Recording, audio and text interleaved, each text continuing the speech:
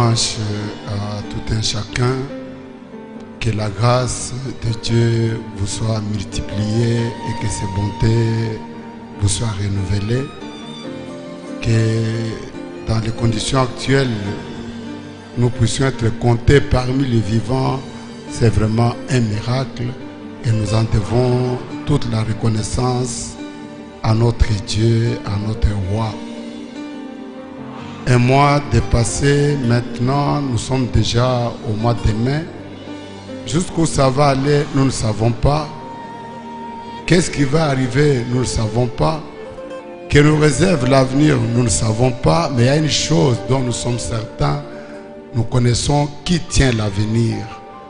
C'est Dieu seul qui tient l'avenir. Et nous sommes heureux d'être entre ses mains. Parce que cela nous rassure. Que où que nous allions, quoi qu'il puisse arriver, il sera notre assurance, notre refuge, notre soutien et notre libérateur. Ce matin, nous avons pensé partager avec vous quelque chose que nous allons tirer du livre des Nombres au chapitre 35, que nous vous invitons à ouvrir et lire avec nous. Nombre 35, nous commençons au verset 9. L'Éternel parla à Moïse et dit: parle aux enfants d'Israël et dis-leur: lorsque vous aurez passé le Jourdain et que vous serez entrés dans le pays de Canaan, vous vous établirez des villes qui soient pour vous des villes de refuge, où pourra s'enfuir le meurtrier qui aura tué quelqu'un involontairement. Ces villes vous serviront de refuge contre les vengeurs du sang, afin que les meurtriers ne soient point mis à mort avant d'avoir comparu devant l'assemblée pour être jugés. Des villes que vous donnerez, 6 seront pour vous des villes de refuge.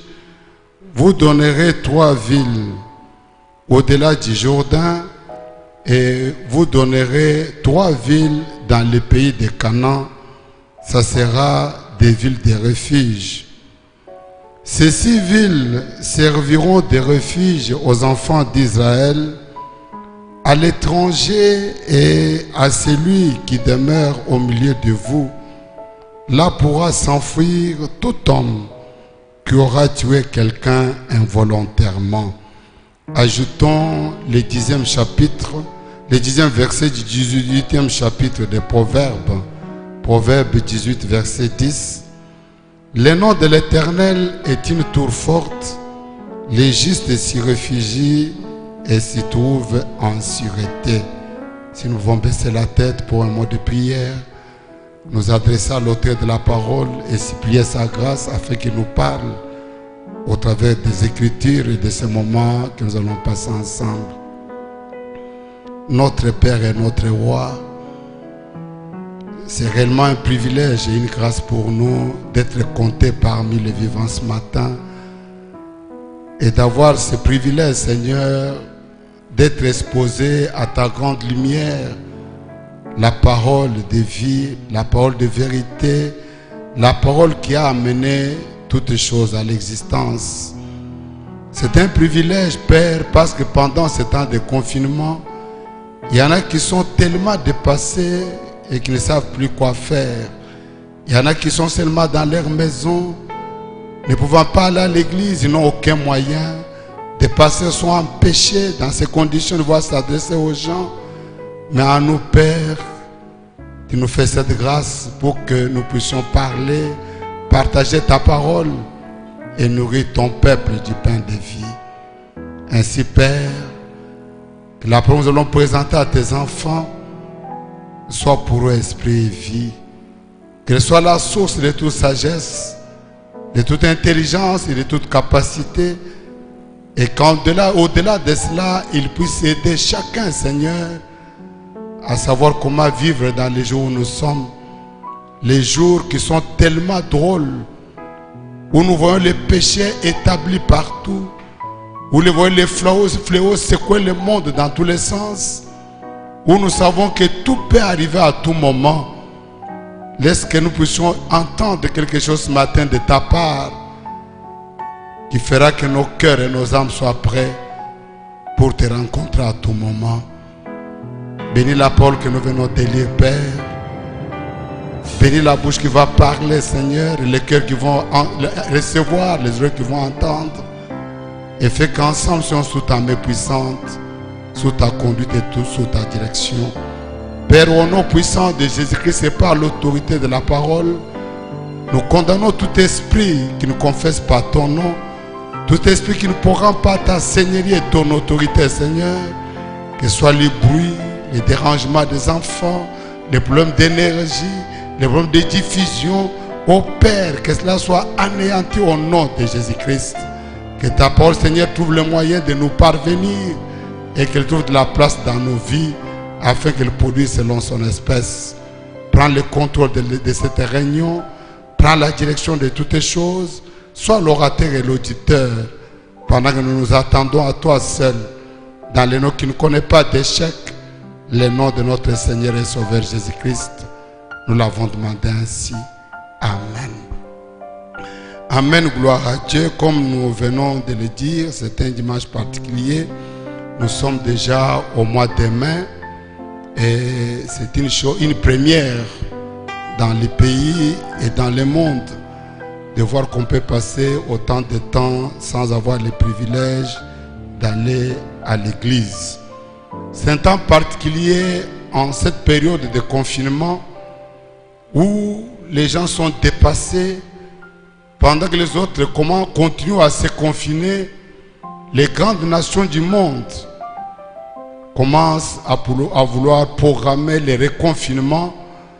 C'est là non pas parce qu'ils ont la maîtrise du coronavirus, mais tout simplement parce qu'ils cherchent comment sauver leurs économies. Cela nous montre à coup sûr que Dieu, il est le seul qui tient toutes choses entre sa main.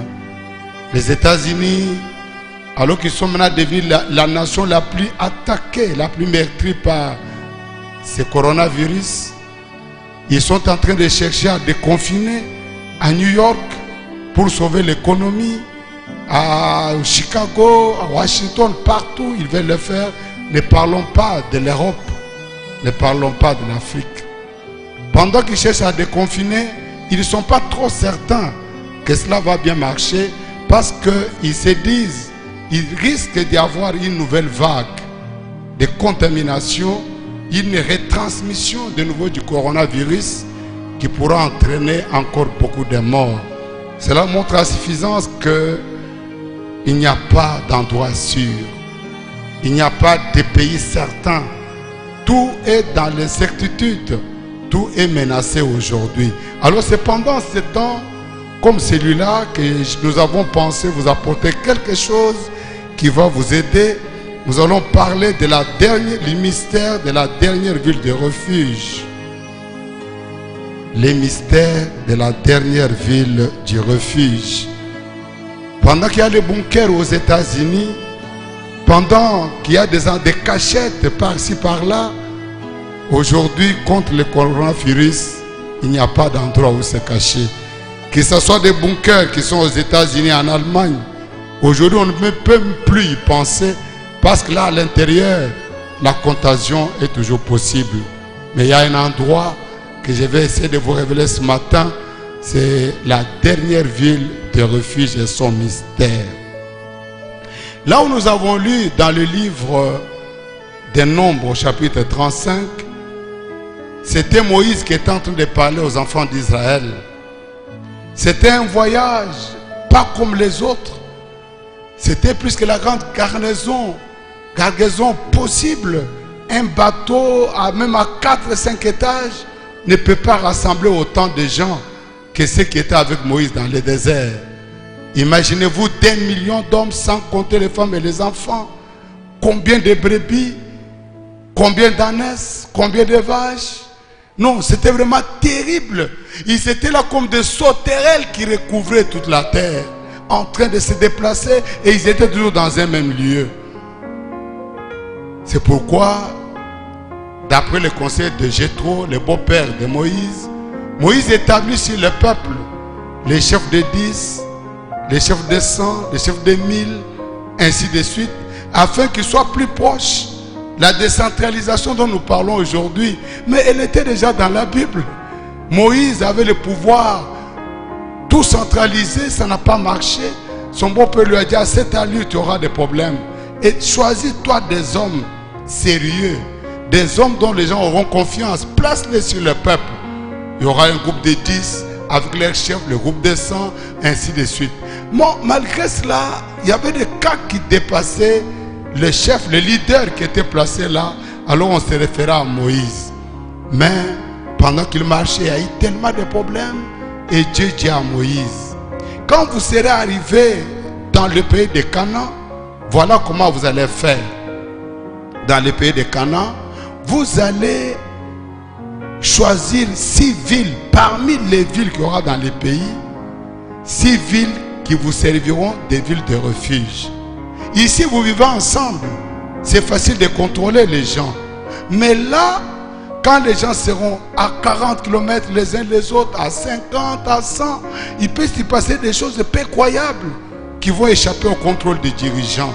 Alors vous établirez 6 villes que vous appelez les villes de refuge.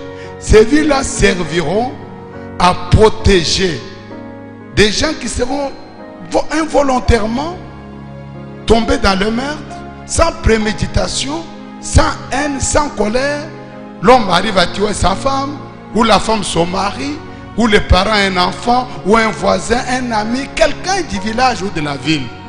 Mais c'était arrivé involontairement. Ma loi est que l'œil répondra pour l'œil, la main pour la main, la jambe pour la jambe. Mais quelqu'un peut l'avoir fait sans préméditation. Faut-il que cette personne meure ou perde son œil? Alors vous établirez des villes de refuge. Vous en aurez 3 de ce côté du Jourdain, 3 de l'autre côté dans le pays de Canaan. Ça vous servira. Alors les villes qui ont été choisies pour aider les gens, il y avait dans le pays de Canaan, il y avait la ville Kedesh, il y avait Shichem, il y avait Kirjat Arba qui est Hébron. Au-delà du Jourdain, il y avait Besser, Ramoth en Galade, il y avait Golan. Comment ces villes allaient-elles fonctionner? Là, nous allons au verset 10 de Nombre 35 que nous venons de lire. Parle aux enfants d'Israël et dis-leur, lorsque vous aurez passé les Jourdains et que vous serez entrés dans le pays de Canaan, vous vous établirez des villes qui soient pour vous des villes de refuge, où pourra s'enfuir le meurtrier qui aura tué quelqu'un involontairement. Ces villes vous serviront de refuge contre les vengeurs de sang, afin que les meurtriers ne soient pas mis à mort avant d'avoir comparu devant l'assemblée pour être jugés. Des villes que vous donnerez, si seront pour vous des villes de refuge. Vous donnerez 3 villes au-delà du Jourdain, et vous donnerez 3 villes dans le pays de Canaan. Ça seront des villes de refuge. Ces villes-là serviraient à ce que, avant que quelqu'un soit mis à mort, qu'on soit conscient qu'il avait fait volontairement la chose pour laquelle on devrait le punir. Verset 15. Ces 6 villes serviront de refuge aux enfants d'Israël, à l'étranger et à celui qui demeure au milieu de vous. Là pourra s'enfuir l'homme qui aura tué quelqu'un involontairement. Verset 16. Si un homme frappe son prochain avec un instrument de fer et que la mort en soit la suite, c'est un meurtrier, le meurtrier sera puni de mort. S'il le frappe tenant à la main une pierre qui puisse causer la mort et que la mort en soit la suite, c'est un meurtrier, le meurtrier sera puni de mort. S'il le frappe tenant à la main un instrument de bois qui puisse causer la mort et que la mort en soit la suite, le meurtrier sera puni de mort.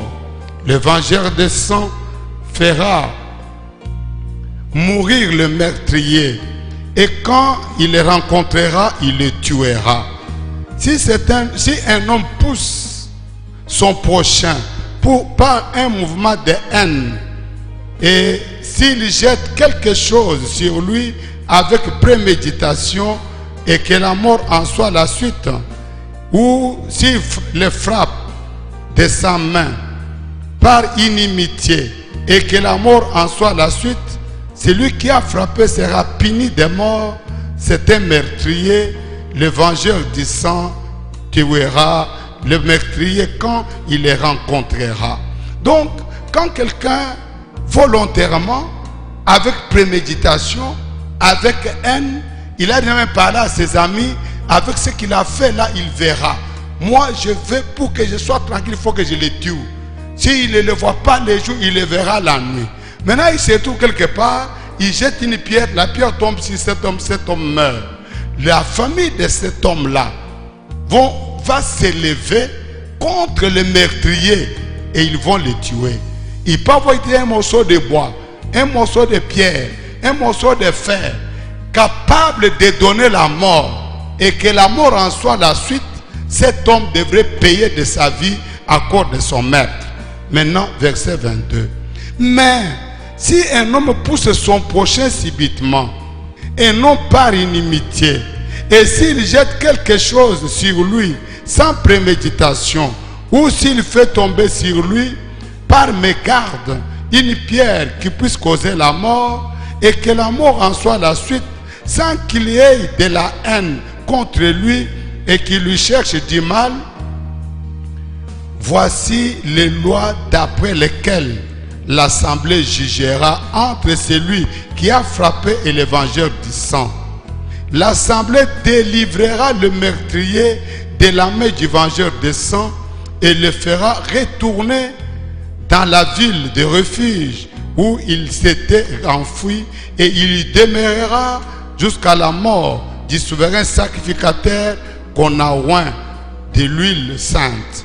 Si le meurtrier sort du territoire de la ville de refuge où il s'était enfoui, et si le vengeur de sang les rencontre hors du territoire de la ville de refuge et qu'il tue le meurtrier, il ne sera point coupable de meurtre, car le meurtrier doit demeurer dans sa ville de refuge jusqu'à la mort du souverain sacrificateur. Et après la mort du souverain sacrificateur, il pourra retourner dans sa propriété. Donc, celui qui faisait cela involontairement, ce sont des amis, les gens entre qui on n'a jamais entendu rien de mal, ils n'ont jamais eu un problème, ils vont peut-être à la chasse. Pendant qu'ils sont en train de chasser, l'autre dit, bon, quoi, passe par là, tu vas bouger là-bas pour que les gibiers viennent dans cette direction. Pendant que l'autre bouge, celui qui est ici, pensant tirer sur un gibier, un girafe ou quelque chose d'autre, et la balle va attraper son ami qui était là et l'ami meurt. Ce n'est pas par préméditation, c'est par accident. Cet homme-là, qu'est-ce qu'il devrait faire? Il devrait quitter l'endroit où l'accident est arrivé. Il ne pouvait pas aller dans la ville, aller chez lui. Parce que si on l'attrapait par quelqu'un qui était informé de ce qui était arrivé, l'homme-là, il devrait payer de sa vie. Il devrait courir vers la ville de refuge la plus proche. Imaginez-vous cet homme-là en train de courir. Peut-être qu'il devrait parcourir une distance d'une centaine de kilomètres, quittant ici pour arriver à Nyoki, en train de fuir chaque personne qu'il rencontrait, en train de se cacher quand il y avait un cheval qui venait après lui. Donc, dans quel état cet homme devrait se trouver? Il devrait courir de toutes ses forces, parce qu'il ne pouvait avoir la paix qu'en arrivant à la ville de refuge. Alors quand il arrivait à la ville, les anciens qui étaient à la porte l'accueillaient. Alors il faisait sa déposition. Moi je m'appelle tel, j'appartiens à telle famille, je suis de telle tribu et j'habite dans telle ville. Voici, nous étions à la chasse avec mon ami, un ami cher, un homme vraiment que j'aime beaucoup et qui m'aime. Nous sommes devenus presque une famille. Mais par mégarde, pensant tirer un sanglier, la balle est allée et il a touché cet homme et il est mort. Voilà pourquoi je viens, je dois sauver ma vie. Ah, les anciens écoutaient son témoignage, on l'accueillait, on le mettait d'abord quelque part. Une équipe devrait aller dans la ville d'où provient l'homme et diligenter une enquête profonde et sérieuse. La Bible dit plus loin dans le même texte qu'on ne pouvait pas, à cause de l'argent, laisser un homme qui s'était rendu coupable volontairement d'un meurtre, laisser cet homme-là vivre. Parce que la terre était souillée et la seule manière de purifier la terre du sang, c'était que le sang du meurtrier puisse aussi couler. Mais s'il était innocent, il allait dans la ville. Alors les enquêteurs venaient dans son village, ils consultaient les gens, ils sondaient, ils posaient des questions. Non, on n'a jamais compris. Ça, ce sont des amis. Non, ce qui est arrivé là, ce n'est pas possible. On ne comprend pas comment c'est arrivé. Alors, quand il rentrait, l'homme là était logé, il vivait dans la ville de refuge. Il devait y aller volontairement. Prenons par exemple que ça soit arrivé à la pêche, pendant qu'il voulait jeter le filet, son ami qui était derrière la pirogue, le filet l'attrape, le jette dans l'eau, il est entortillé dans le filet et il meurt. Lui dit non, ici vraiment ce n'est pas possible. Il le sort de l'eau, il s'assoit à côté, il se met à pleurer. Quand les frères de cet homme-là venaient, que ce soit par accident ou volontairement, il n'y avait pas de jugement. Il le tuait. Lui, il devrait s'échapper de lui-même. Retenez ces choses parce que ça va nous aider dans la leçon que nous voulons donner aujourd'hui. Il est resté dans la ville jusqu'à la mort du souverain sacrificateur qui était placé sur la ville de refuge et qui avait l'onction de Dieu sur lui. C'est ce souverain sacrificateur-là qui faisait la sécurité de cet homme. Tant qu'il est resté dans la ville et que le souverain sacrificateur était vivant, sa vie était sécurisée. Mais s'il sortait de la ville pour aller se promener quelque part, vous connaissez l'histoire de cet homme qui se moquait de David. Quand David était près de mourir, il a dit non, tu vas t'occuper de Joab. Il a fait couler le sang innocent, mais tu n'oublieras pas Shimei. De toute la honte qu'il a mis sur moi, tu ne laisseras pas Shimei descendre dans la tombe avec les cheveux blancs. Donc il disait, il doit user de sagesse pour éliminer cet homme. Mais qu'est-ce que Salomon a fait? Il a appelé Shimei, il lui a donné des propriétés. Il dit, Shimei, tu vivras à une seule condition, qu'on ne te voie pas loin de Jérusalem. Non, je ne vais pas aller me promener là-bas. Il y a des gens qui sont ici, ils sont là-bas, ils sont là-bas, ils sont là-bas. C'est bien de se promener, mais tu peux faire un déplacement qui te sera vraiment préjudiciable. Amen. C'est comme aujourd'hui avec le coronavirus. Il y a le confinement. On dit restez chez vous. Après chaque communiqué, après chaque publicité, après chaque information, on dit restez chez vous. Mais est-ce que bande nous savons rester chez nous? Vous trouvez les filles qui montent, les filles qui descendent, les garçons qui montent, les garçons qui descendent, les papas qui montent, les papas qui descendent. Ça c'est contraire au précepte, au prescrit de la loi de confinement. Tu peux sortir librement sans le savoir. Tu vas aller te promener sur Wamba. Tu vas aller visiter quelqu'un. L'homme que tu vas visiter là, il a reçu quelqu'un venant de Kinshasa. L'homme de Kinshasa est en contact avec quelqu'un qui a eu le coronavirus. L'homme là, c'est un porteur sain qui est avec lui. Demain, quand on le déclare malade, on va faire les recensements, comme ce qu'on a fait à Kinshasa, à Lubumbashi. On va confiner toute une ville. 2 jours, on ne sort pas. L'homme va dire, quand je suis de Kinshasa, j'étais avec tel. On va chez les personnes là, on les teste. On teste toutes leurs familles. On les met en cloisonnement. On dit, vous avez été avec nous. Quand j'étais ici, j'avais croisé tel. Vous vous imaginez ce que ça va être? Quand Shimei un jour était sorti, parce qu'on lui avait appris qu'un de ses serviteurs, qui avait commis un délit, s'était enfoui, on l'avait vu quelque part. Non, il est sorti de Jérusalem. Il est allé en dehors de la ville. Quand Salomon l'a appris, on a ordonné qu'on le tue. Donc, l'homme devrait aller de lui-même volontairement dans la ville de refuge pour sauver sa vie. Une fois arrivé dans la ville de refuge, cet homme-là devait y demeurer jusqu'à la mort du souverain sacrificateur. Alors, quand le souverain sacrificateur, qui avait eu d'onction, arrivait à mourir, l'homme pouvait maintenant être ramené dans son village et courir et vivre sans pouvoir avoir des problèmes. Cette prescription que Moïse avait reçue de la part de Dieu et qu'il avait communiqué aux enfants d'Israël, quand Josué amena le peuple dans la terre promise, c'est alors que cela fut mis en application. La parole de Dieu, ce ne sont pas seulement des choses qu'on raconte. Non, il doit y avoir un temps où la parole est comme une chose, mais il doit y avoir un temps où ce qui a été dit doit être mis en pratique. Ce n'était pas resté seulement lettre morte, comme beaucoup d'écrits qu'on a dans la Bible, auxquels nous ne voulons pas toucher, auxquels nous ne voulons pas nous soumettre. Non, Dieu donne sa parole pour qu'on puisse la vivre. Quand Josué est entré dans le pays de Canaan avec Israël, nous sommes dans Josué 20, commençons au verset 1er, la Bible dit, Josué 20, verset 1er, l'Éternel parla à Josué et dit, parle aux enfants d'Israël et dit, établissez-vous comme je vous l'ai ordonné par Moïse des villes de refuge, où pourra s'enfuir le meurtrier qui aura tué quelqu'un involontairement sans intention. Elles vous serviront de refuge contre le vengeur des sangs. Le meurtrier s'enfuira vers l'une de ces villes, s'arrêtera à l'entrée de la porte de la ville et exposera son cas aux anciens de cette ville. Ils les recueilleront auprès d'eux dans la ville et ils lui donneront une demeure afin qu'il habite avec eux.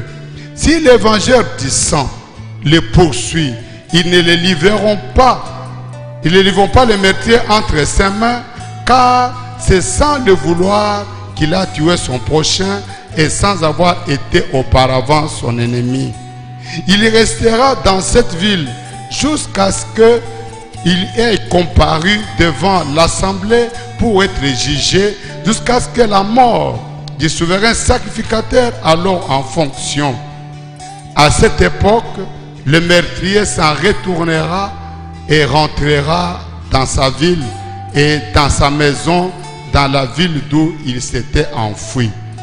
Ils consacrèrent les villes dont nous avons parlé, Kadesh en Galilée, dans la montagne de Nephtali, Sichem dans la montagne d'Éphraïm et Kirjat Arba qui est Hébron dans la montagne de Juda. De l'autre côté du Jourdain, à l'orient de Jéricho, ils choisirent Besser dans le désert, dans la plaine, dans la tribu des Ribins, Ramoth en Galade, dans la tribu de Gad, et Gola en Basan, dans la tribu de Manassé.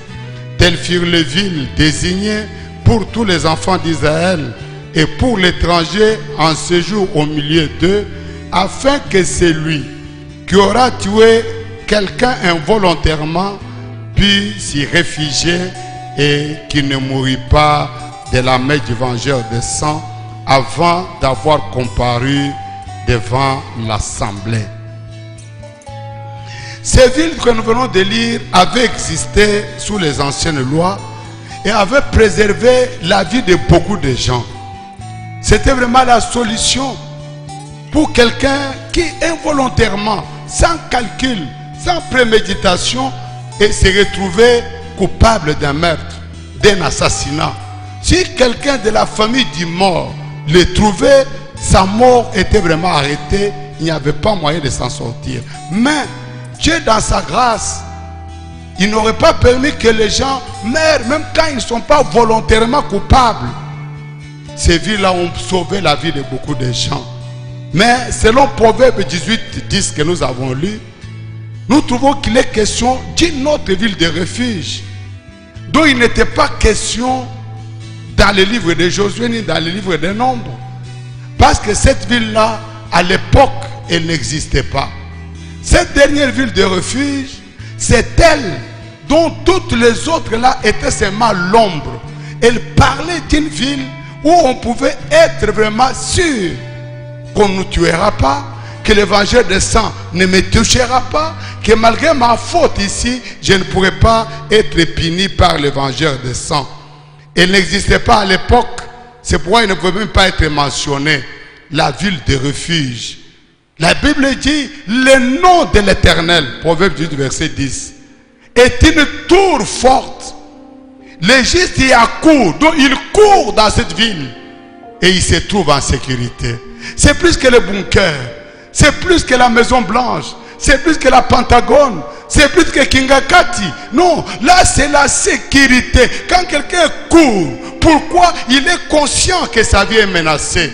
Il est conscient que sa vie est exposée. Il est conscient que dans les conditions actuelles du monde, s'il n'y a pas quelque part où on peut aller se réfugier, où on peut aller cacher sa vie, cacher son travail, cacher ses enfants, cacher sa femme, la fin, ça sera qu'on sera vraiment tué, où on va avoir des problèmes. Pourquoi? Des ennemis sans nombre rôdent autour de nous. La Bible déclare, votre adversaire le diable, il rôde autour de vous comme un lion cherchant qui dévorer. Comment allons-nous échapper avec tous ces démons qui sont là? Aujourd'hui, nous sommes exposés sur la rue aux femmes, nous sommes exposés à tous ces prostituées qui se promènent, nous sommes exposés à la magie, à la sorcellerie, aux fétiches, nous sommes exposés à la tricherie, à la fraude, tellement de choses qui sont là. Au point où on se dit, mais à l'allure où vont les choses, qui pourra être sauvé? Qui va échapper? Oh, il y a une ville. Il y a une ville de refuge. La Bible dit, celui qui y court, il va se trouver en sécurité. Cette ville-là, la Bible dit, c'est le nom de l'Éternel. Alléluia. Le nom de l'Éternel. L'Éternel a un nom. Père, ce n'est pas un nom. Tout celui qui a un enfant est un père.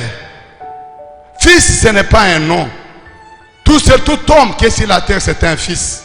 Saint-Esprit n'est pas un nom, c'est un esprit. Mais le nom de l'Éternel, dont il est question ici, Jésus dit, Père, glorifie ton nom. C'est un nom que tu m'as donné. Alléluia. La ville de refuge, la dernière ville de refuge, c'est le nom puissant de Jésus-Christ. C'est Jésus qui est cette ville de refuge. C'est Jésus qui, quand vous êtes là, oh, je vais parler de cette ville. Je me sens déjà si bien. La 7e ville de refuge. La dernière. Celle qui n'avait pas existé du temps de Josué. Quand vous entrez dans cette ville-là, il n'y a pas suffisamment de démons en enfer pour vous sortir de là. Il n'y a aucun malheur qui peut vous arriver sans que l'Éternel ne l'autorise. Rappelez-vous le cas de Job. Tout ce qui arriva à Job, Satan devrait en avoir la permission auprès de Dieu. Père, non, tu vois Job là, d'ailleurs il t'aime à cause des biens, tout ça. Si j'ai touché à ses biens, va, touche à ses biens, mais ne le touche pas. Satan, quand il est venu pour tuer les bêtes, tuer les enfants de Job, brûler ses maisons, il n'avait pas le droit de toucher Job. Parce que Dieu avait mis une limite, il y avait une barrière tout autour de Job. Alléluia. Quand le diable est rentré, Job était toujours fidèle. Maintenant, Dieu dit comment? Oh, il tient toujours. Tu vois comment il faut dire non, ne dis pas ça. L'homme donnera tout ce qu'il possède. Mais si vous touchez à sa vie, Dieu dit va, touche à son corps, touche à sa santé, mais ne touche pas à sa vie. Dieu donne des limites. Dans cette vie-là, quand il entre, la Bible déclare toutes les choses concourent ensemble au bien de ceux qui aiment Dieu.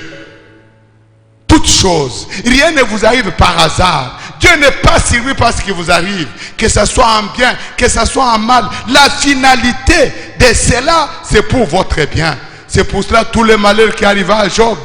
La conclusion c'était quoi?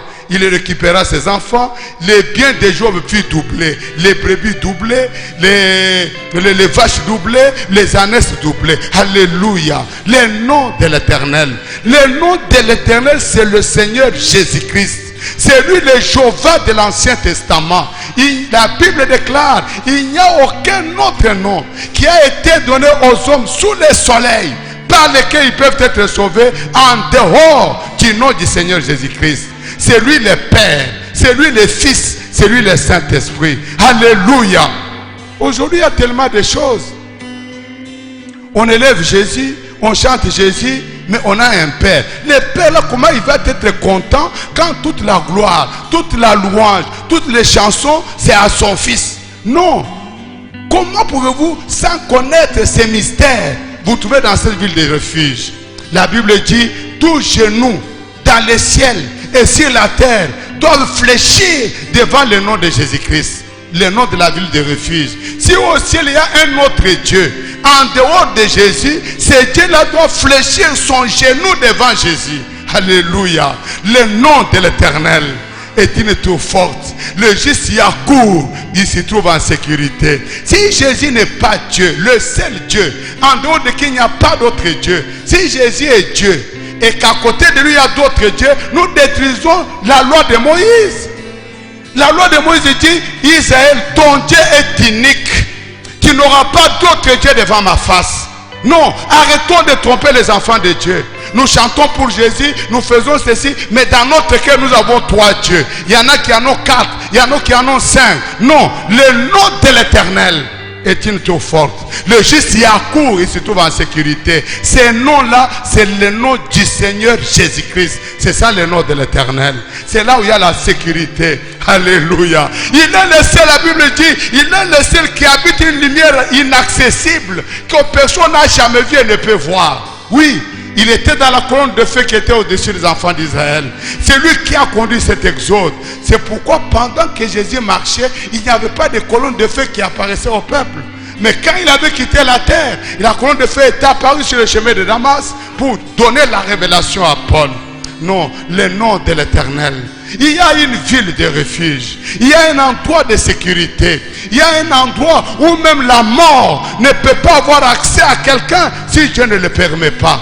Oh, je vous invite à venir dans cette ville. Vous devez y venir comme dans la ville de refuge de votre propre chef. Vous devez vous dire non, je dois sécuriser ma vie. Oh, c'est la meilleure société d'assurance. C'est plus que la SONAS, c'est plus que l'assurance de vie, c'est plus que l'assurance à tourisme, plus que l'assurance que nous avons en prenant Jésus comme notre Sauveur et Seigneur. Cette assurance couvre tous les détails de la vie. Un jour, il y avait un homme, un papa, il était malade. Il avait tellement souffert, alors il voulait se débarrasser de ses fétiches. On m'avait appelé, j'étais arrivé. Nous sommes allés derrière la maison, il y avait un grand panier comme ça. Et dans le panier, un colis comme ça, un colis comme ça. Il y avait des colis, il y avait des cornes, il y avait des crânes humains. J'ai dit, c'est quoi ça? Il y avait les dieux pour la protection, il y avait les dieux pour protéger les enfants, il y avait les dieux pour les affaires. Il y avait, j'ai dit, oh, trop de dieux comme ça. Mais moi, j'ai un Dieu en cœur unique. Le nom de Jésus-Christ. Quand vous le prenez, il recouvre tout. Vous avez besoin d'argent, il donne l'argent. Vous avez besoin de l'élévation, il élève. Vous avez besoin de la guérison, il guérit. Vous avez besoin de la protection, il protège. Dès que tu reçois Jésus-Christ dans ta vie, comme ton sauveur personnel, je ne parle pas de ces gens-là dont nous sommes en train de tricher avec. Jésus, mais en réalité, nous avons 3, 4, 5 dieux. Cela n'est pas correct. Le nom de Jésus est une tour forte. Amen. Oui, c'est ça le refuge. Toi dis, venez en moi, vous qui êtes fatigués et chargés, je vous donnerai du repos. Dans cette ville-là, il y a du repos. Dans cette ville-là, il y a la paix. Dans cette ville-là, il y a l'assurance. Amen. À la différence des 6 premières villes dont nous avons parlé, qui existaient du temps de Josué, ces villes-là qui avaient sauvé la vie de beaucoup de gens, la 7e ville de refuge, elle fait tout ce que faisaient les 6 villes, mais elle va au-delà de cela. C'est pourquoi c'est vraiment un mystère. Ramoth en Galade était à un endroit. Shichem, c'était un endroit. Golan était un endroit. Mais cette 7e ville de refuge, les autres villes de refuge, si j'attrapais un problème à 100 km de la ville de refuge, et que le bout était déjà arrivé au village, peut-être le problème était arrivé en pleine ville, tout le monde savait. Oh my, aujourd'hui avec le téléphone, si je prends la gestion de Bagata, on va parler aux gens qui sont à Eliama. Et si vous voyez un tel homme venir, on va parler aux gens qui sont partout là, à tous les escales, à Bangoumi, partout à Kinkia.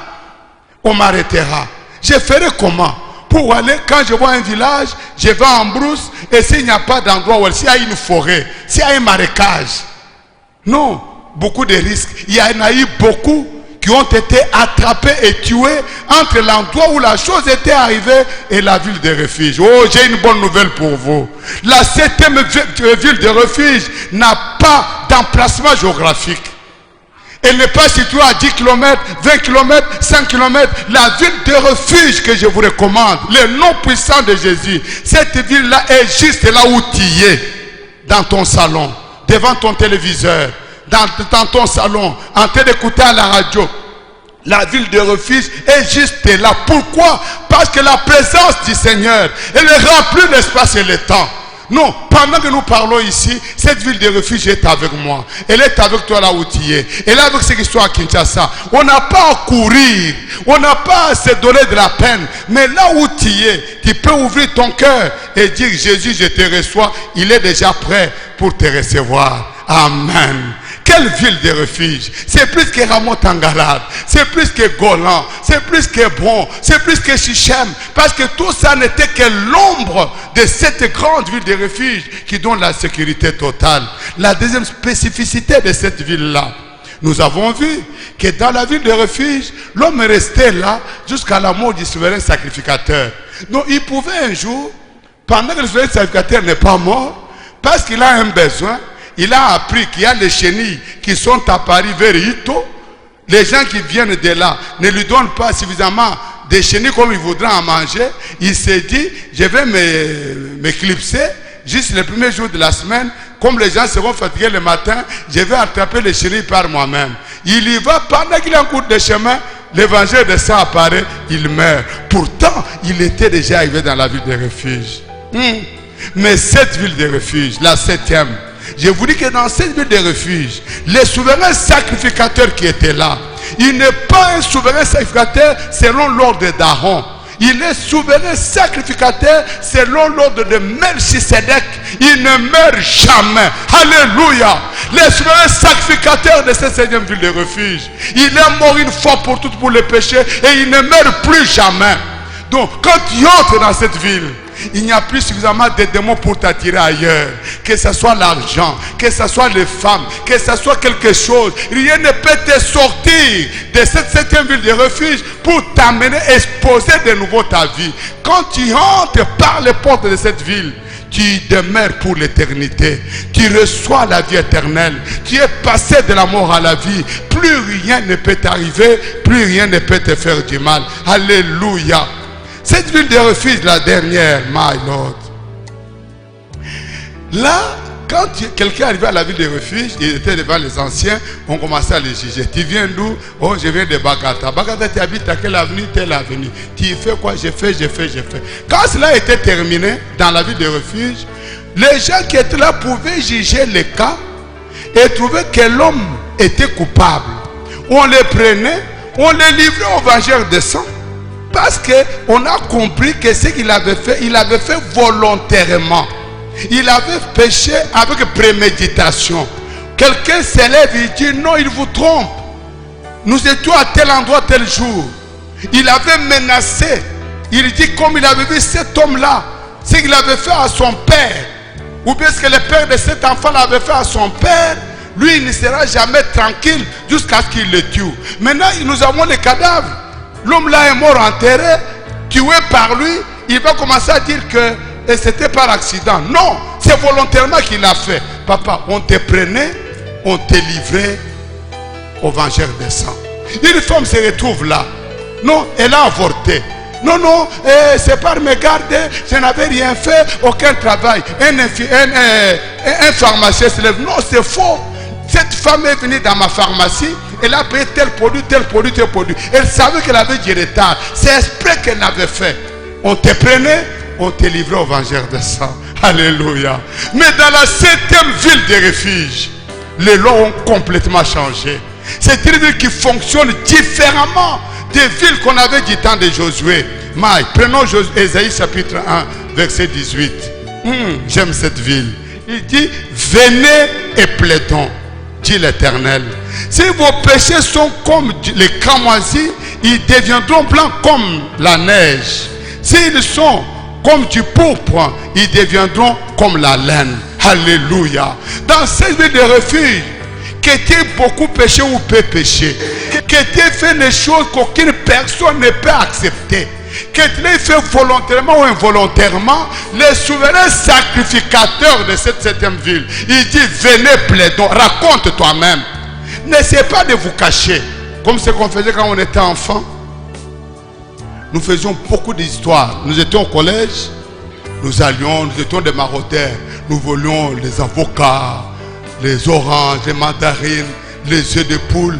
Un jour même, j'avais volé la communion, les Eucharisties là. J'avais mis dans la poche, j'étais allé manger ça avec les arachides. Que Dieu me pardonne. Mais quand on allait confesser au prêtre, qu'est-ce qu'on disait? Toujours non, Père, j'avais menti. Père, j'étais arrivé à la messe en retard. Père, mais le vol de l'Eucharistie là, je ne l'ai jamais confessé. Mais j'ai pris beaucoup de communion après ça. Non, j'avais peur. Si je le disais, on allait me renvoyer. Je n'avais jamais dit au prêtre que je volais les œufs, que je volais les avocats. Mais dans cette ville de refuge, alléluia. N'essayez pas de vous cacher derrière des feuilles de figuier. Dites, parlez comme un fou. Dites comme l'avait dit Ésaïe dans le temple. Je suis un homme aux lèvres d'impur, mais si on vit l'Éternel des armées. Il dit, venez plaidons ensemble. Même ton péché est comment? Même si tu avais avorté 1000 fois, même si tu as couché avec ton père, avec ton frère, avec quoi que ce soit, même si tu as volé, détourné, cassé les banques, il y a une place pour toi dans la 7e ville de refuge. Même si tu as fait des fétiches, tu as fait la magie, tu as fait ce que le monde fait aujourd'hui, il y a une place pour toi dans cette 7e ville de refuge. Jésus dit, venez, plaidons ensemble. Raconte toi-même. Parle comme un fou. Parle comme le péager dans le temple. Dis, je ne suis pas digne d'être ici. Quand il te demande quel est ton nom, dis comme Jacob, je suis un trompeur. Je suis un menteur. Et Dieu, il accueille les menteurs. Il accueille les voleurs. Il dit, même si c'est ça, tu deviendras blanc comme la neige. Il n'y avait pas une telle loi dans ces 6 villes de refuge qui étaient dans les livres dans l'Ancien Testament. Écoutez, allez avec moi dans Jean 6, verset 37. Jean 6, verset 37. C'est pour cela que l'évangile est une bonne nouvelle. La bonne nouvelle de la 7e ville de refuge. Son mystère, où quiconque arrive, il est reçu. Tout ce que le Père me donne viendront à moi, et je ne mettrai pas dehors celui qui vient à moi. Car je suis descendu du ciel pour faire non ma volonté, mais la volonté de celui qui m'a envoyé. Or, la volonté de celui qui m'a envoyé, c'est que je ne perde rien de tout ce qu'il m'a donné, mais que je le ressuscite au dernier jour. La volonté de mon Père, c'est que quiconque voit le Fils et croit en lui ait la vie éternelle, et je le ressusciterai au dernier jour. La volonté du Père est que quiconque voit le Fils. Mais les gens étaient là, ils voyaient Jésus monter et descendre sans voir le Fils. Parce que voir le Fils est un mystère. Matthieu 11, verset 25. Jésus, il est exalté en esprit, il dit, je te loue Père, Seigneur des cieux et de la terre, de ce que tu as caché ces choses aux sages et aux intelligents, mais tu les as révélées aux petits enfants qui veulent apprendre. Personne ne connaît le Père si ce n'est le Fils, et personne ne connaît le Fils si ce n'est le Père, et celui à qui le Père veut le révéler. Voir le Fils, il faut une révélation. Tu verras un enfant qui était né par Marie. Tu verras un enfant qui était dans les bras d'une femme. Tu verras un enfant qui était en train de fuir l'Égypte. Mais pour connaître le Père, il faut que ce soit le Fils. Personne ne connaît le Père si ce n'est le Fils. Personne ne connaît le Fils, même si tu as étudié en théologie, tu as étudié le français, le grec, l'hébreu. Si le Père ne te révèle, on ne dit pas celui à qui on va enseigner, mais personne ne connaît le Père si ce n'est le Fils. Et personne ne connaît le Fils si ce n'est le Père, et celui à qui le Père veut le révéler. Il faut que le Père te révèle. Il te révèle, voici mon Fils. C'est là que tu vas comprendre quand Jésus dit, c'est lui qui m'a vu a vu le Père. J'entends beaucoup de gens dire, non, moi et mon Père nous sommes un. Jésus a dit ça. L'homme dit, est-ce que moi et ma femme ne sommes pas un? Vous êtes un, d'accord. 1 plus 1 égale 1. Mais celui qui t'a vu n'a pas vu ta femme. Celui qui me voit pendant que je prêche ici, il n'a pas vu ma femme. Là où ma femme est sur Rwanda, ceux qui sont en train de la voir ne me voient pas. C'est qu'ici, il faut une révélation. C'est quelque chose de plus grand. Quand lui, moi et le Père, nous sommes un, c'est que le Père a été manifesté dans le Fils. La plénitude de la divinité, la gloire du ressuscité sont venus s'incarner dans un corps de chair. Alléluia.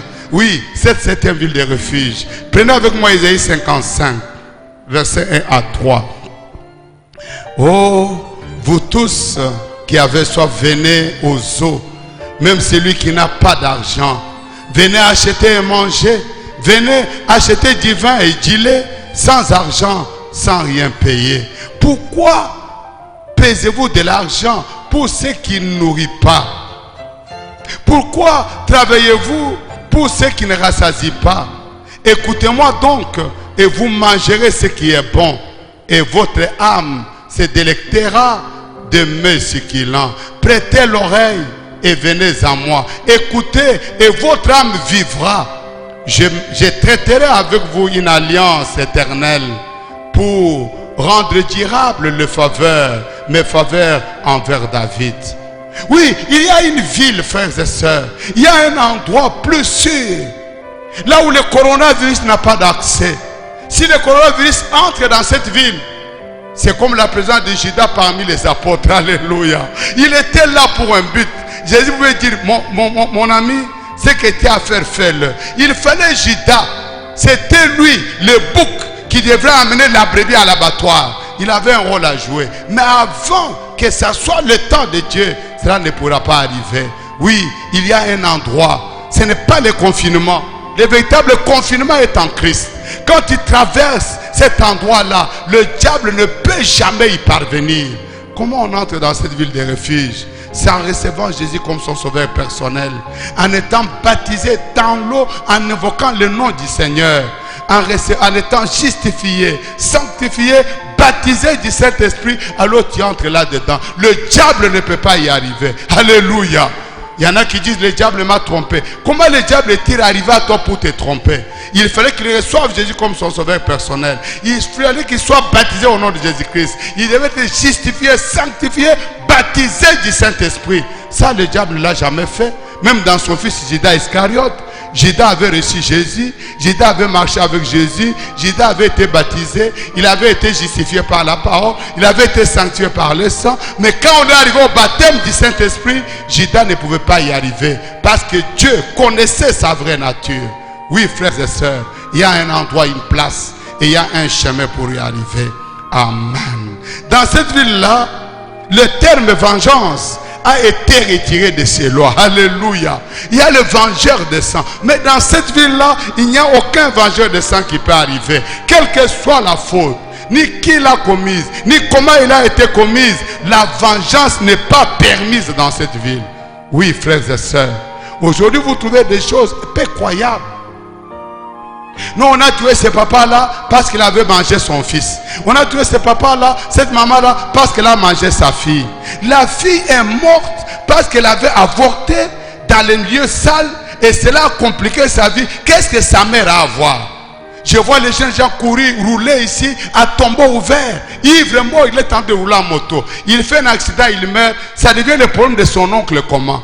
S'il n'était pas tombé, il n'était pas mort. La gloire allait lui revenir. Il allait se mettre là, lever les mains en l'air, crier Oura. Où est la place de son oncle?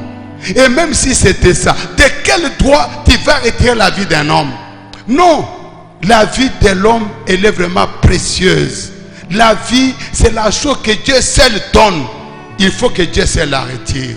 Voilà pourquoi en Éden, quand Caïn tua son frère Abel, au moment où il devrait quitter l'Éden, il avait peur. Il dit maintenant, quiconque me rencontrera va me tuer. Dieu mit la marque sur Caïn. Il dit que personne ne porte sa main sur Caïn. Il venait de tuer son frère. Vous, sans jugement, sans quoi que ce soit, un enfant qui va faire les fétiches, on lui réclame des hommes. Il vient chez ses parents sont cachés dans la ville de refuge. Alléluia. Il n'y a pas moyen de les retirer de là. Maintenant, le féticheur les prend lui-même. Pourquoi allez-vous attaquer ses parents? Personne n'a le droit de retirer la vie de quelqu'un. Vous tous qui tuez les gens, les Koulounes qui sont entrés à Bandundu, faites-le très bien. Mais Dieu réclamera de vos mains la vie de tous ces hommes-là. Vous les hommes adultes qui complotez avec les Koulounes pour les envoyer faire du mal à d'autres personnes, votre jour est proche. Écoutez ce que Dieu dit. Oh, dans cette ville, personne n'a le droit de se venger. Écoutez, nous sommes dans Matthieu chapitre 5, verset 38. Vous avez appris qu'il a été dit, œil pour œil et dent pour dent. Mais moi, celui qui était plus que Moïse, de la même manière que celui qui a construit la maison est plus que la maison elle-même. Il dit, mais moi je vous dis de ne pas résister aux méchants. Si quelqu'un te frappe sur la joue droite, présente lui aussi l'autre. Si quelqu'un veut plaider contre toi et prendre ta tunique, laisse-lui encore ton menton. Si quelqu'un te force à faire un mille, un mile, c'est comme 1 kilomètre, fais-en 2 avec lui. Ici, Jésus dit, vous n'avez pas besoin de résister aux méchants. Vous n'avez pas à rendre le mal pour le mal. Non, je ne vous permets pas ça. Mais si quelqu'un vous frappe, au lieu de frapper aussi, tendez-lui l'autre jour. S'il vous prend votre tunique, donnez-lui même votre menton. Pourquoi? Nous sommes dans une nouvelle alliance. Nous sommes dans une ville où les choses marchent différemment. Alléluia.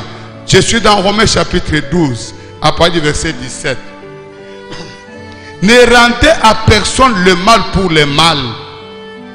Recherchez ce qui est bien devant tous les hommes.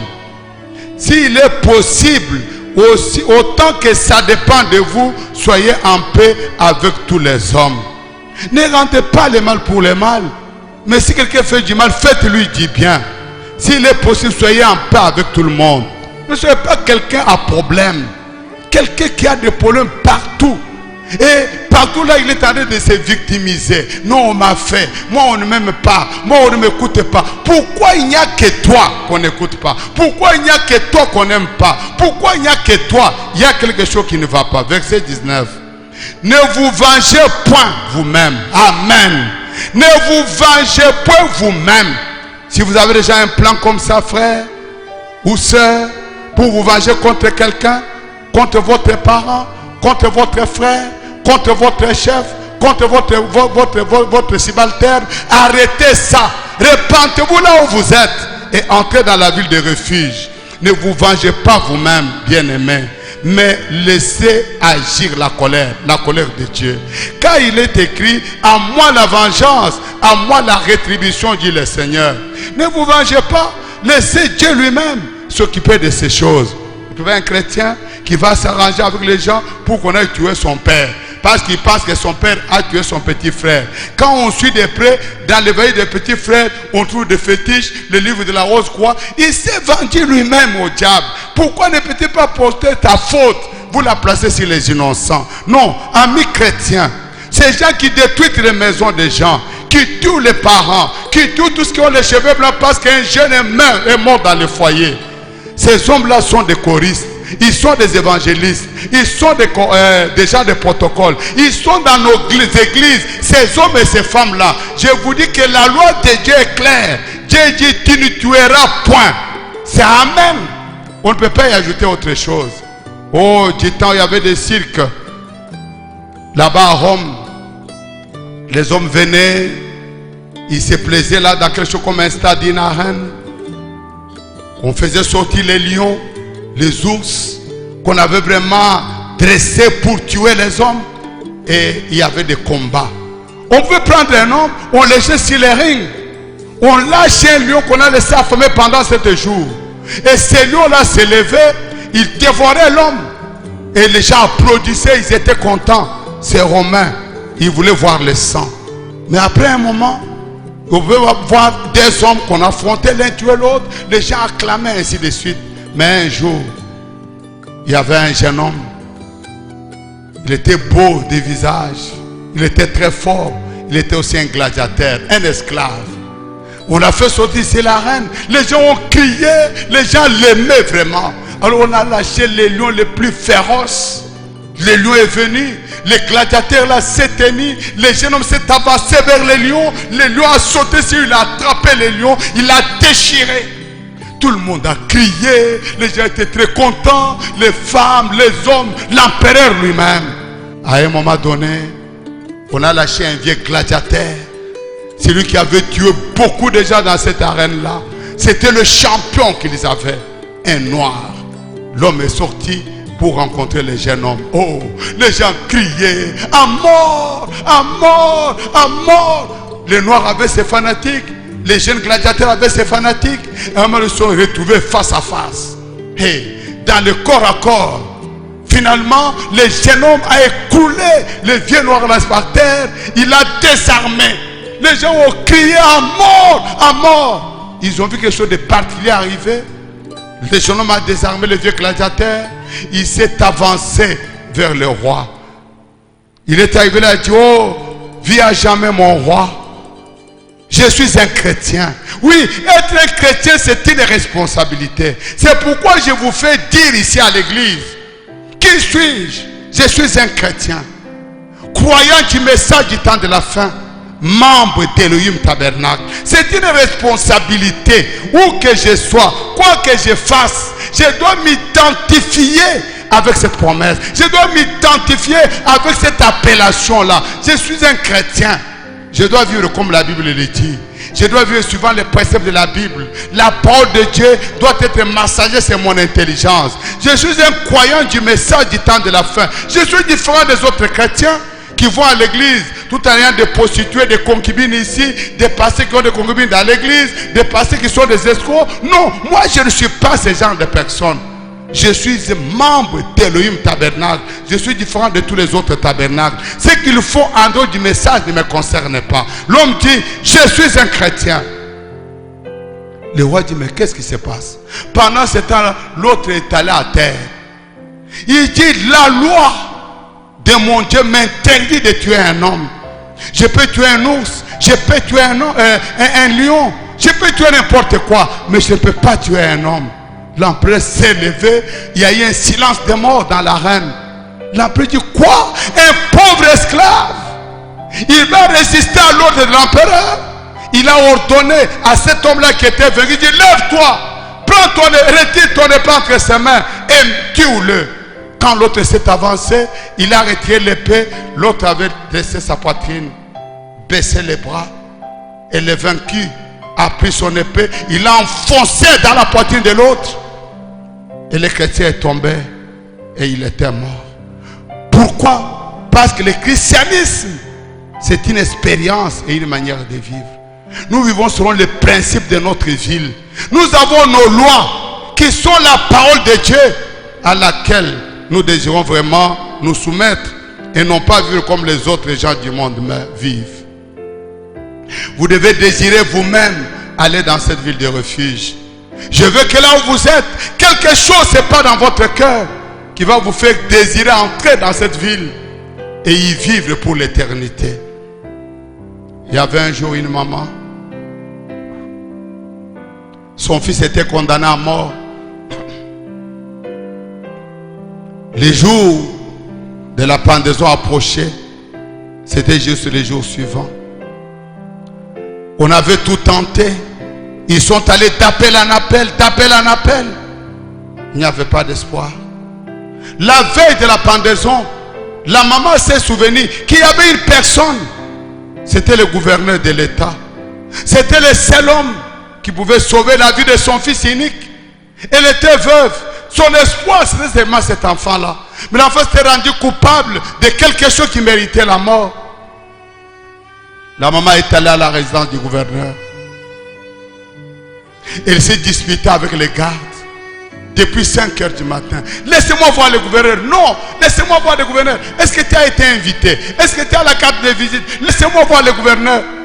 Quand le gouverneur s'est réveillé, il s'était apprêté. Au moment où il voulait sortir, il a entendu le bruit là de la maman dehors. Il a appelé les gardes. Il dit, mais qu'est-ce qui se passe? Qu'est-ce que cette pauvre femme-là est en train de chercher? Il a dit, non, Excellence, cette femme-là, elle est là depuis l'aube. Elle dit qu'elle veut te voir. Elle n'a ni rendez-vous, ni carte de visite. Elle n'a rien.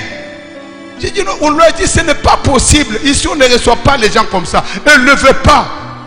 Elle veut seulement que tu la reçoives. Le gouverneur a dit, laissez-la venir. Il s'est tenu devant la porte.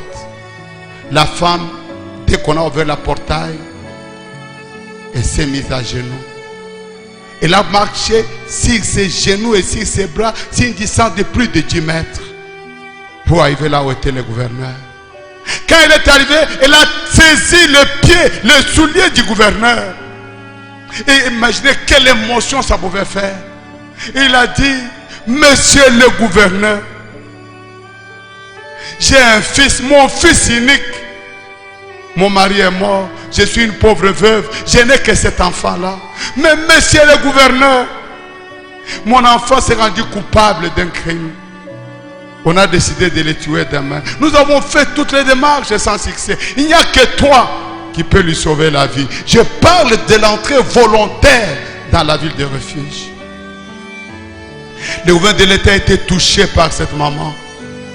Il lui a dit, maman, j'ai entendu ce que tu as dit, mais laisse-moi parler à ton fils. Ah, le gouverneur est sorti, la maman est rentrée. Il est entré à bord de sa voiture. Il a dit au chauffeur, allons à la prison centrale. Ils sont arrivés à la prison. On l'a amené dans la cellule la plus sécurisée. Là, on gardait les condamnés à mort.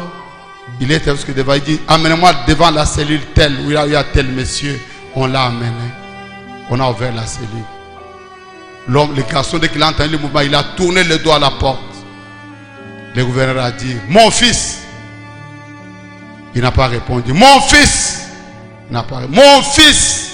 C'est comme ce que je suis en train de faire. Tout ce temps, je suis dans vos maisons, à la télé, à la radio, en train de vous appeler à venir à la sécurité. En train de vous appeler à venir à Christ. Mais est-ce que vous écoutez ce qu'on dit? Mon fils. Il avait les dos tournés. Mon fils, il n'écoutait pas. Mon fils. Il a dit, mais qu'est-ce qu'il y a? Tu ne vois pas que je suis nerveux? Mon fils, je voudrais te parler. Non, sors d'ici, je ne vais rien entendre. Mon fils, non. C'est comme quand la télévision, l'émission commence, la prédication commence, tu changes de chaîne, tu vas aller suivre les Nigériens, tu vas aller suivre les matchs de football, tu vas aller suivre toutes les bêtises qui n'amènent à rien. Pourquoi est-ce qu'on a fermé les salles de cinéma? Pourquoi est-ce qu'on a fermé les stades? Pourquoi est-ce qu'on a fermé le match de catch? C'est pour montrer que ces choses ne valent rien. Les dos tournés. Non. Dis, mon fils, il dit non, je ne vais pas t'écouter. Est-ce que tu ne comprends pas que je suis nerveux? Mon fils, il dit, je ne parlerai plus. Les dos tournés. Le gouverneur a reculé. La porte de la cellule a été fermée. Le gouverneur a dit, il a choisi son sort. Quand il est parti, les gardiens rentraient. Il dit, toi petit et cervelé, comment tu as pu faire une telle chose? Les garçons s'est retourné vers les gardes. Il dit, après tout, qui étaient ces vieux fous qui étaient ici? C'est comme ça que vous m'appelez dans votre maison. Ces vieux fous. Il parle, il parle, il parle. Qu'est-ce qu'il est en train de raconter? Jésus est en train de vous parler de la 7e ville de refuge. La seule place où il y a la sécurité. Le seul endroit où il y a la vie. En dehors de ça, il n'y a pas de salut. Ce sont des mensonges montés de toutes pièces. Qu'est-ce qu'il est en train de dire? C'est qui après tout? Le gardien lui a dit, c'était le gouverneur de l'État. Il dit, quoi? Le gouverneur de l'État? Le seul homme qui pouvait me gracier? Je l'ai chassé comme un fou. Qui te dit qu'après ce moment, il y aura encore des églises? Qui te dit qu'après ce moment, tu iras encore écouter ton pasteur? Tu iras encore jouer à la religion comme tu l'as fait là? Qui te dit que ça va arriver? Qui te dit que le coronavirus ne finira pas par t'emporter? Qui te dit que Dieu ne mettra pas fin à l'histoire du monde? Le garçon a dit non, ce n'est pas possible. Il s'est mis à pleurer, mais c'était trop tard. Tu te mettras à pleurer quand ça ne sera pas le temps. C'est le moment de pleurer là où tu es. C'est le moment de regarder ta condition en face. C'est le temps de dire, non Dieu, j'ai besoin de toi. Le lendemain, quand on commençait à lui poser la cagoule, le jeune homme a dit, rappelez-vous, le gouverneur de l'État lui-même, il était là où j'étais. Pour me sortir de là, mais je l'ai chassé comme un malpropre. La cagoule est descendue. Il y a eu le coup de fil et de fusil. Il est tombé mort avec son péché, avec son crime. Alors que le pardon était là. Oh, Bandundouville, le pardon est dans votre maison. Le pardon est là dans ta chambre. Le pardon est là où tu passes au magasin. C'est le temps de te réconcilier avec Dieu. Il n'y a pas d'autre endroit. Il n'y a que la ville de refuge. Le nom puissant et précieux de Jésus-Christ. Aujourd'hui, nous montons, nous descendons. Tout va bien. Mais les choses ne vont pas se terminer comme ça. Le même Jésus aujourd'hui qui nous supplie, comme le gouverneur qui suppliait les garçons, demain, les choses ne seront plus de la même manière. Il y a eu un homme, c'était un juge. Ce juge-là, un jour, pendant qu'il peut décider sur un cas, il venait de condamner un jeune homme à mort. Le jeune homme a fait quelque chose de terrible. Il a sauté de l'endroit où il était. Il est venu, il s'est accroché à la jambe du juge. Il dit, mais qu'est-ce qu'il y a mon fils? Il dit, oh, juge. Il dit, qu'est-ce qu'il y a? Il dit, je souviens-toi, il y a presque 20 ans, il y avait un enfant qui était en train de se noyer dans la rivière. Il dit, oui, je vois. Mais qu'est-ce que ça a à voir avec toi?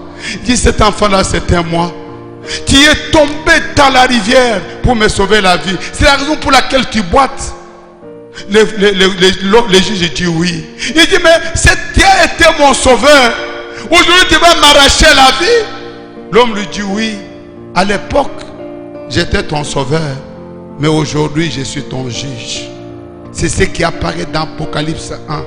Vous verrez Jésus avec la ceinture, non pas au niveau de ses hanches comme sacrificateur, mais au niveau de sa poitrine comme juge. Le cheveu blanc comme le vieux juge anglais pour juger le monde. La Bible dit, ses yeux sont comme des flammes de feu et son visage brille comme le soleil en pleine force. Cela montre quoi? La colère de Dieu.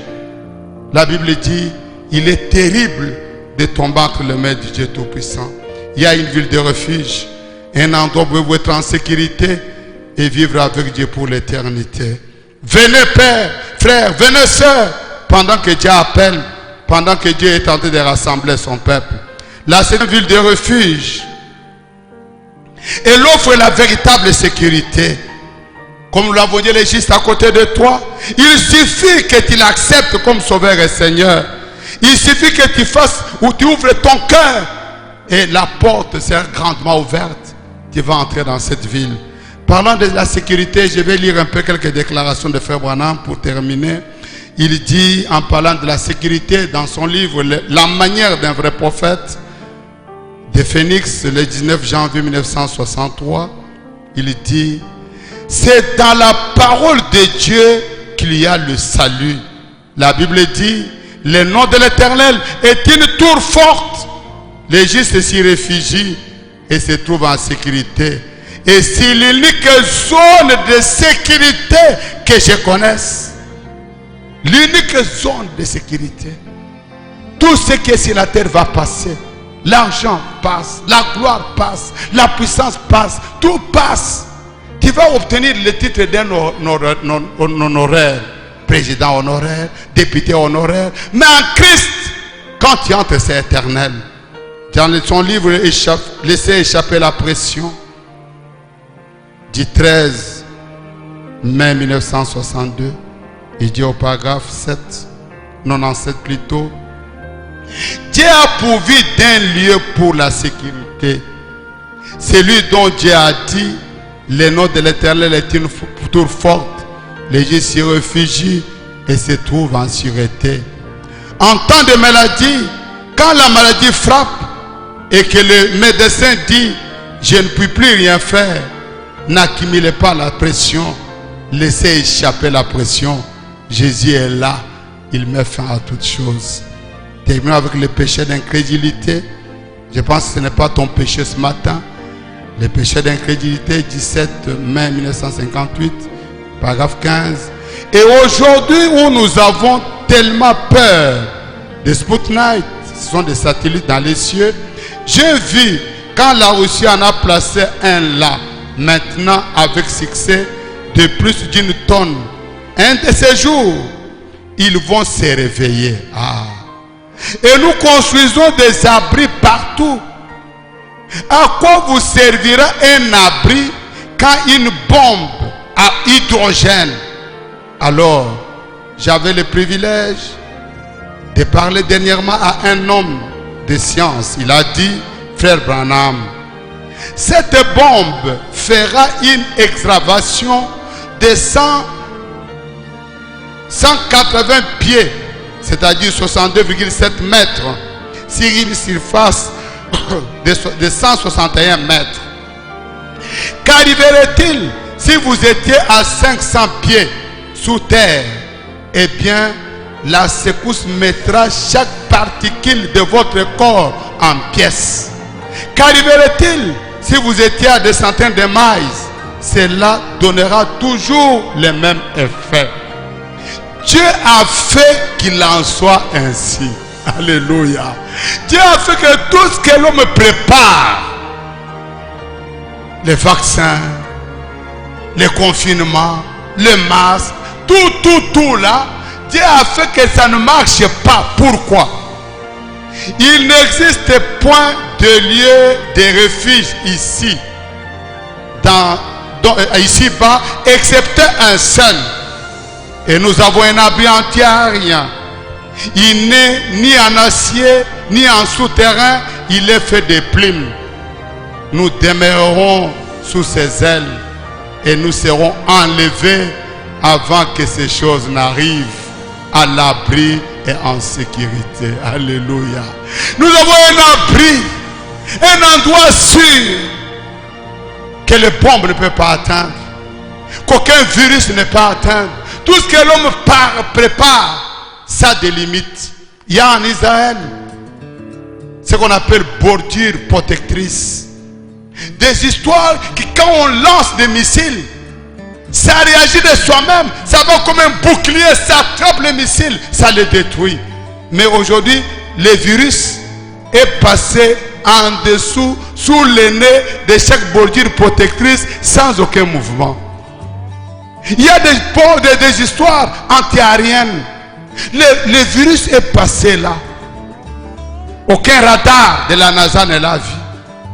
Ça a traversé les océans, les mers, les pays. Pourquoi Dieu fait ça? C'est pour nous montrer que tout ce que l'homme fait a des limites. Il n'y a qu'un endroit de sécurité, c'est quand on est en Christ. Vous vous dites là où vous êtes, oh gloire à Dieu, je suis en Christ, c'est une bonne chose.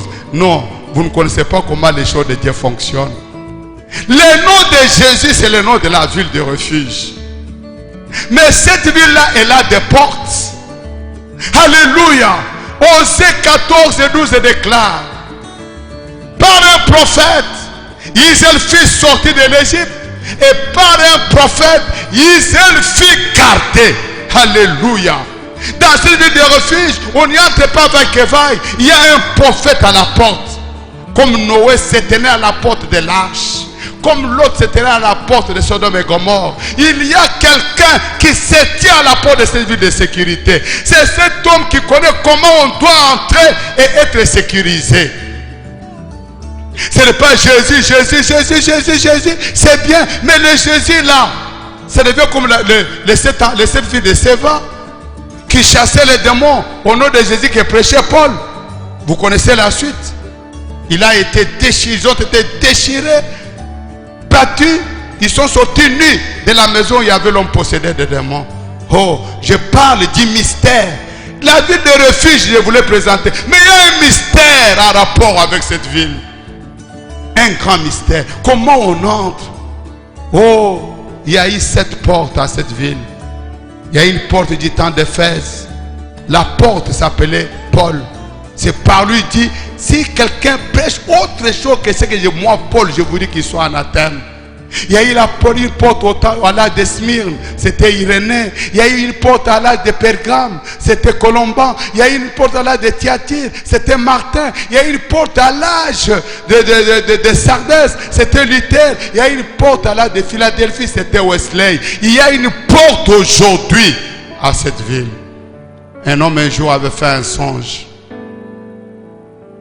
Dans ce songe-là, il cherchait le chemin du ciel, comme tu es en train de le chercher.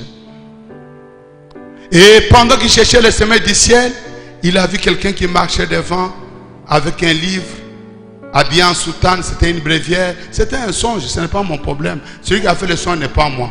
Pendant qu'il regardait là, avec le bréviaire, il a dit, monsieur, l'homme a regardé, c'était un curé. Il dit, est-ce que tu peux me montrer le chemin du ciel? L'homme, le chemin de quoi? Les chemins du ciel. Tu me cherches des problèmes ou comment? Je connais les bréviaires, je connais toutes les prières. Les chemins, si je ne les connais pas, demande un peu à l'homme qui est devant moi là. L'homme est allé, l'homme qu'il a trouvé devant, il était habillé en costume noir, avec un col blanc, un pasteur protestant qui s'était là en train de marcher avec une Bible sous les ailes. L'homme dit, oh monsieur, bonjour, est-ce que tu peux me montrer le chemin du ciel? Le chemin de quoi? Ciel. Le ciel, là, toi tu vois un chemin, le chemin, tu vas aller comment? Moi je sais comment il faut ensevelir les morts, comment il faut consacrer les enfants, mais le chemin du ciel je ne connais pas. Tu me cherches des problèmes. Si tu vas aller au ciel, tu veux connaître le chemin du ciel, demande à l'homme qui est là. L'homme dit, je me suis avancé. Quand je suis arrivé au sommet de la montagne, j'ai trouvé un homme qui n'avait pas de costume de prêtre, qui n'avait pas de col de chien. Il était habillé en bleu jean de travail, un homme ordinaire. Quand j'ai regardé, il dit, c'était vous, frère Branham. Je lui dis, monsieur, montre-moi le chemin d'ici. Il dit, alors tu m'as dit. Il dit, frère, regarde. Oh, tu vas arriver à la ville de refuge. Voilà le secret. C'est ça le mystère. Il y a un homme placé sur cette ville. Pour cet âge dans lequel nous sommes. Il a dit, frère, regarde derrière moi. Quand l'homme du rêve dit, quand je me suis retourné, j'ai vu qu'il y avait un chemin. À côté du chemin, il y avait un pied nu. Un pied chaussé, un pied nu, un pied chaussé. Il a dit, tu vois, et tu vois des traces de sang là. Le pied nu là, avec le sang au centre, c'est le pied de Jésus-Christ. C'est lui le chemin, la vérité et la vie. Ce chemin là, il est marqué du sang. Le pied chaussé là, c'est le mien. C'est ce chemin que j'ai suivi depuis la crèche jusqu'à la croix. C'est ce que tu dois suivre, le même chemin. Le vent, la tempête avaient caché ce chemin aux gens. Les gens commençaient à aller au ciel en payant des indulgences, en payant des messes de mort, en faisant beaucoup de choses. Mais Dieu a ramené dans cette génération quelqu'un qui est la voix de Dieu, qui est la porte de la ville pour cet âge. C'est ça le mystère de la 7e ville. Un homme se tenait à la porte. Vous devez passer par cette porte afin d'arriver à la sécurité. Alléluia. Il dit, quand il est arrivé, il dit, maintenant que tu es arrivé jusqu'ici, frère, tu dois faire un bout de chemin tout seul. Oui, au-delà de ce que nous avons lu, au-delà de nos prédications, de nos réunions de prière, tu dois marcher tout seul. C'est pourquoi il est écrit dans le livre des Actes. Il dit, je vais raconter les choses que Jésus-Christ a commencé de faire. Cette phrase-là, elle n'est pas conclue au chapitre 28 des Actes pour dire ce que Jésus a terminé de faire. Il y a une nouvelle page que tu dois écrire toi-même. Après avoir rencontré Jésus, après avoir marché avec lui, quand tu entres dans la ville, la Bible dit, vous êtes les épîtres vivantes, écrites et lies de tous les hommes. Tu dois devenir toi-même une Bible vivante. Tu deviens toi-même un chapitre, un évangile vivant, une référence. De telle manière qu'il y avait encore du temps, on parlera de toi comme on avait parlé de Paul et des autres. La sécurité de la ville. La sécurité de l'âge, la porte pour entrer et se cacher en Christ. Du temps d'Élisée, Élisée était la sécurité de la ville. Il se tenait là, il voyait les Syriens venir, il a visé. Il voyait les Syriens venir, il a visé. Un jour les Syriens, quand le roi a appris que l'homme qui protégeait Israël, c'était Élisée par un prophète. Israël fut sorti de l'Égypte. Par un prophète, Israël fut gardé. C'est par un prophète. Tu peux te fâcher. Tu peux être là ne plus vouloir m'écouter. Mais je te dis la vérité, c'est par un prophète que Dieu garde. Élisée, on a envoyé les militaires syriens, toute une armée. Ils ont encerclé la maison où ils étaient. Lui, il dormait tranquillement. Le matin, il se réveille. Son serviteur vient le voir. Oh mon Seigneur, nous sommes entourés. Les militaires syriens sont partout. Les militaires syriens sont partout. Élisée dit, oh, n'ayez pas peur. Ceux qui sont avec nous sont plus nombreux que ceux qui sont avec eux. Seigneur, ouvre-lui les yeux afin qu'il voie.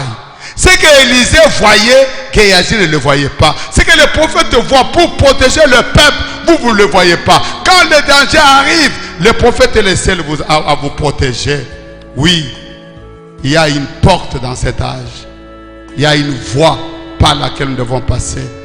Là, c'est une ville de refuge. Venez tel que vous êtes. Vous n'avez pas besoin de devenir bon. Vous n'avez pas besoin de vous débrouiller. Venez aux portes de la ville. Parlez de votre cas. Confessez votre péché. Reconnaissez votre tort. Et il va enlever le fardeau de vos épaules. Et il va vous laisser entrer dans la ville. Et les bras de Jésus vous entoureront. Et une paix comme tu ne l'as jamais connue va habiter ton cœur.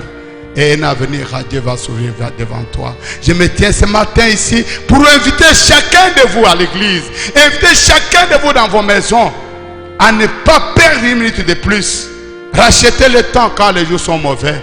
Venez vous réfugier dans la ville. Il y a une place pour toi. Il y a une place pour tout un chacun.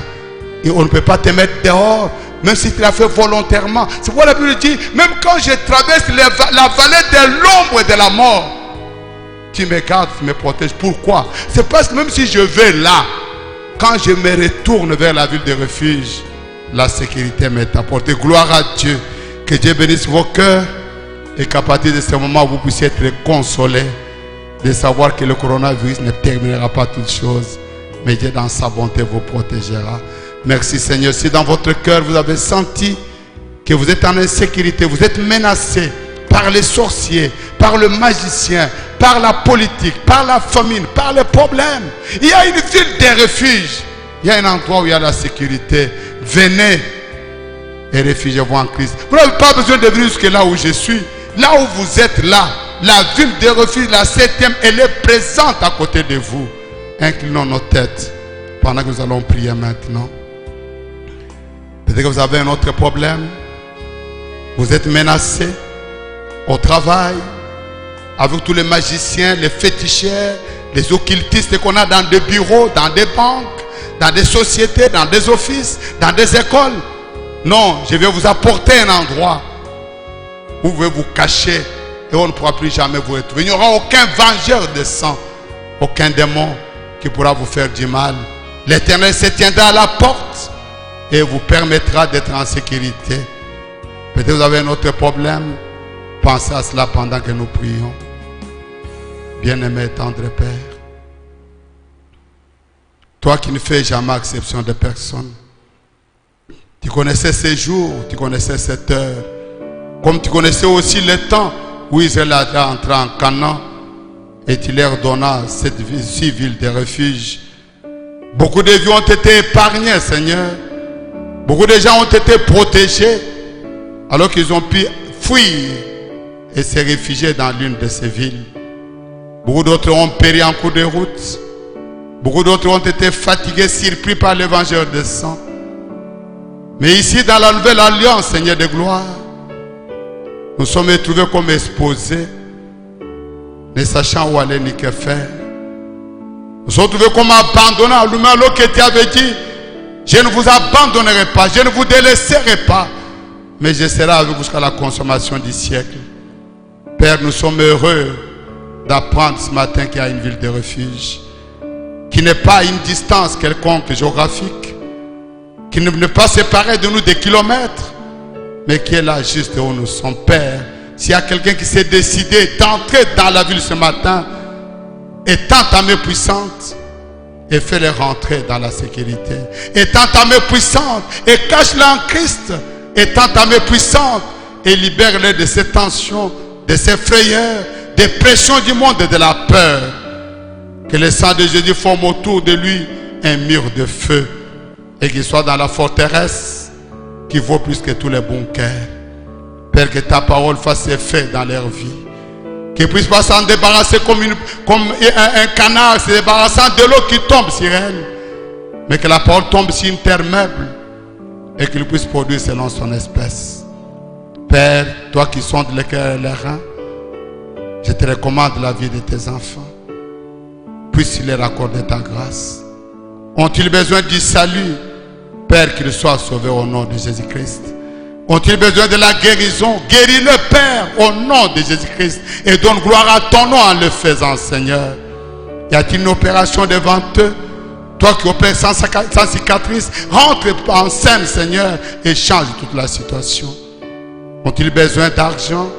de nourriture, d'habits, de mariage, d'enfants ou de quoi que ce soit. Oh grand Jéhovah, visite-les, Seigneur, je t'en prie. Toi l'omnipotent, toi l'omniscient. Que la grâce soit accordée à tous, Seigneur de gloire. Je te le recommande et je bénis ces moments que nous venons de passer. Et que la suite de la journée soit glorieuse et bénéfique. Et que les bénédictions de Dieu les atteignent. Je te le recommande dans le nom précieux et suffisant de Jésus-Christ. Amen. Amen. Que Dieu vous accorde sa grâce. Bon dimanche à tous au nom de Jésus-Christ.